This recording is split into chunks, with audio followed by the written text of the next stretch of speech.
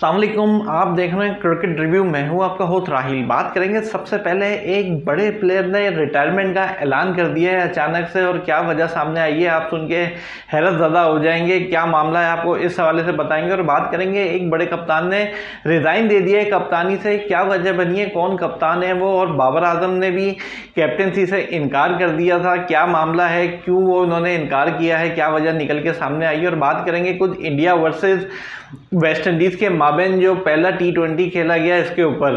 तो चलेंगे डिटेल की तरफ, लेकिन इससे पहले अगर अभी तक आपने हमारे चैनल को लाइक एंड सब्सक्राइब नहीं किया तो हमारे चैनल को सबसे पहले लाइक एंड सब्सक्राइब जरूर कर लो, साथ में बेल आइकन को दबाना ना भूलिएगा।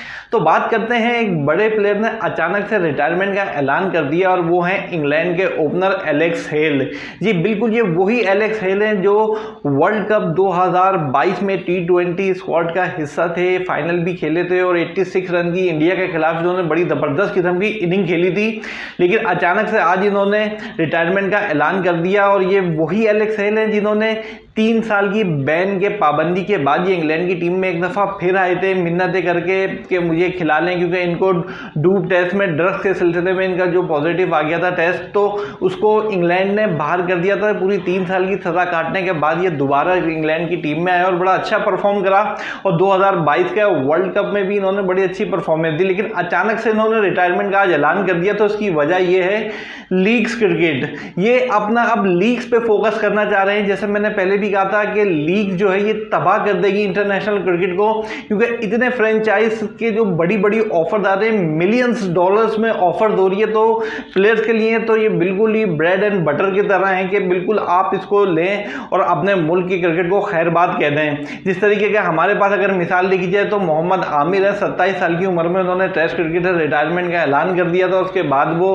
थोड़ा सा उन्होंने इंटरनेशनल क्रिकेट पाकिस्तान की तरफ से खेली, लेकिन उसके बाद भी वो सिर्फ अब फ्रेंचाइज की हद तक महदूद है, क्योंकि उनको कोई पाबंदी नहीं है, क्योंकि अब वो पाकिस्तान क्रिकेट बोर्ड का हिस्सा नहीं है, अब रिटायर हो गए हैं। तो इस वजह से कुछ सोचना पड़ेगा आईसीसी को कि इस तरह के मामला। अगर इंग्लैंड की हम बात करें तो जोफ्रा आर्चर को मुंबई इंडियन ने इतनी बड़ी ऑफर करी हुई है, पूरे साल की ऑफर करी हुई है उन्होंने, मिलियन ऑफ डॉलर्स की। उन्होंने कहा है कि आप जहां भी कोई सी भी IPL हो, चाहे वो अमेरिकन लीग हो, चाहे कहीं पर भी हो, आप मुंबई इंडियन जहां भी अपनी टीम डालेगी फ्रेंचाइज के होगा, जोफ्रा आर्चर को वहां खेलना है। लेकिन खैर अभी तक उन्होंने साइन नहीं किया है। अगर ऐसा होता है तो इंग्लैंड से खिलाने के लिए जोफ्रा आर्चर को मुंबई इंडियंस से इजाजत लेनी पड़ेगी। ये खैर बहुत गौरतलब बात है, आईसीसी को इस पर सोचना चाहिए, वरना तमाम फ्रेंचाइज जो हैं ये हावी आ जाएंगे इंटरनेशनल क्रिकेट के लिए, बहुत बड़े खतरे की घंटी हो गई है। और अब बात कर लेते हैं जो किस कप्तान ने रिज़ाइन दे दिया है, वो है बांग्लादेश के तमीम इकबाल।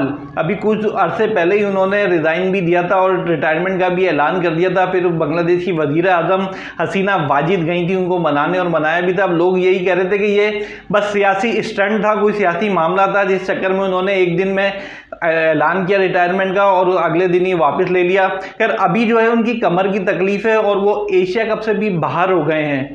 अब ये देखना ये है कि अब वर्ल्ड कप वो खेलेंगे या नहीं खेलेंगे, क्योंकि वर्ल्ड कप से पहले और एशिया कप के बाद उनकी न्यूजीलैंड से सीरीज है, होम सीरीज है, उसमें कह रहे हैं कि हम कम बैक कराएंगे। लेकिन अब ये कि बांग्लादेश के वो कप्तान नहीं रहे, क्या वजह है समझ नहीं आ रहा। क्योंकि अगर आपने कैप्टनसी से ही वो दस्तबरदार होना था तो आप सिर्फ एशिया कप के लिए होते, आपने कंप्लीट क्यों कर दिया कि मैं वर्ल्ड कप में भी अब कैप्टनसी नहीं करूंगा।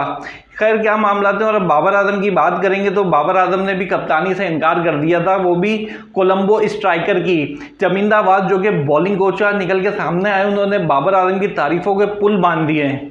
उन्होंने कहा कि बाबर आजम जैसा जो प्लेयर है जूनियर को सीखने की ज़रूरत है, क्योंकि उसको बहुत कुछ सीख किया जा सकता है। और श्रीलंका में बाबर आजम जैसे प्लेयर लीग खेलना है तो हमारे लिए बहुत ऑनर की बात है। और बाबर आजम को जब कप्तानी से बनाया गया, क्योंकि वो पाकिस्तान की तीनों फॉर्मेट में कप्तान है, तो हमने भी कोलंबो का कप्तान बनाया था, तो उन्होंने कहा कि मैंने सिर्फ अभी बैटिंग पे तरजीह देनी है, तो इस वजह से मैं सिर्फ एज अ प्लेयर खेलना चाह रहा हूँ। खैर बाबर आजम बिल्कुल प्रैक्टिस करना चाह रहे हैं, क्योंकि कंडीशन बहुत मैच करती हैं। इंडिया में वर्ल्ड कप है, एशिया कप भी श्रीलंका में ही है, तो ये बहुत अच्छी बात है। और अब बात कर लेते हैं इंडिया वर्सेस वेस्ट इंडीज़ के माबैन जो पहला T20 खेला गया है, उसमें वेस्ट इंडीज़ ने 4 रन से शिकस्त दे दी है इंडिया को और 1-0 की बढ़तरी हासिल कर ली है।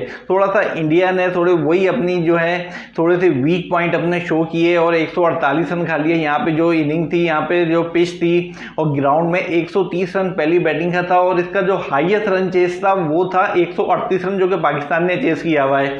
149 रन के ताकुब में इंडिया की पूरी टीम 145 रन तक महदूद हो गई। कुछ गलतियां करी हैं, खैर अभी 2 T20 और बाकी हैं, देखना है क्या आगे होता है। तो उम्मीद करते हैं आपको हमारा शो पसंद आया होगा। नेक्स्ट शो तक के लिए इजाज़त दीजिए। अल्लाह हाफिज़।